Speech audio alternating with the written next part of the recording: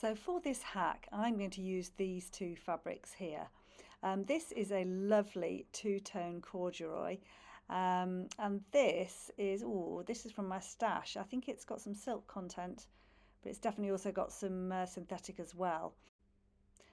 I'm going to use this one for the lining and this one for the outer. So I'm going to be using these 5 pattern pieces here. First of all, we're going to start with the front, and I'm going to use the lower notch on the front, which is around mid-thigh on me, as a guide for the length of my gilet. So the notch is about 23 centimetres up from the bottom. So I'm going to measure that on both sides and then draw a line to connect them.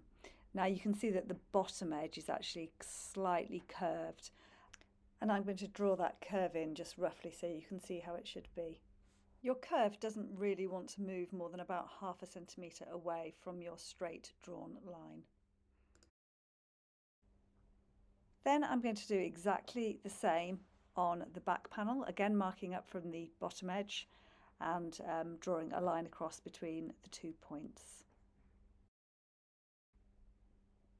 Now you can see here, if you lay the pocket piece on top of the pattern in the notches, the pocket is actually going to come down now below the hemline. So we're going to need to shorten the pocket slightly to make it fit. I'm just going to sketch in the curve there just to remind me to do that later. Now I felt that this gilet needed a cleaner line, and I've decided to omit the back seams, as you can see. So in order to do that, we need to join the back pieces.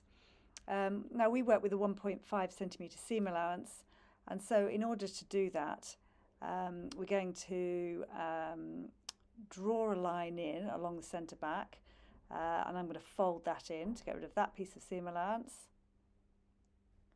I'm also going to overlap the upper and the lower back pieces by 3 centimetres, so that's 1.5 centimetres per piece, in order to create the correct length.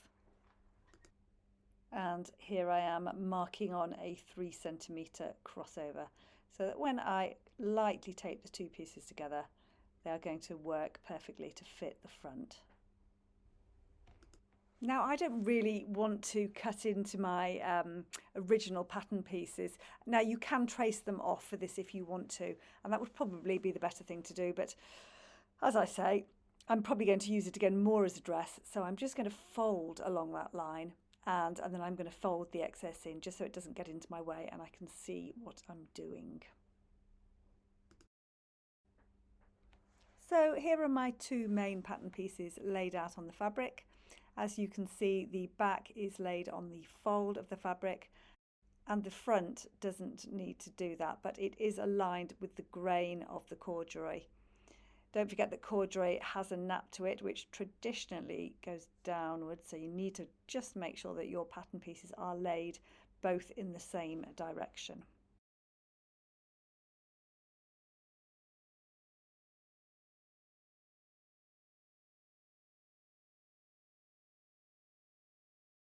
And don't forget to put your notches in for your pockets.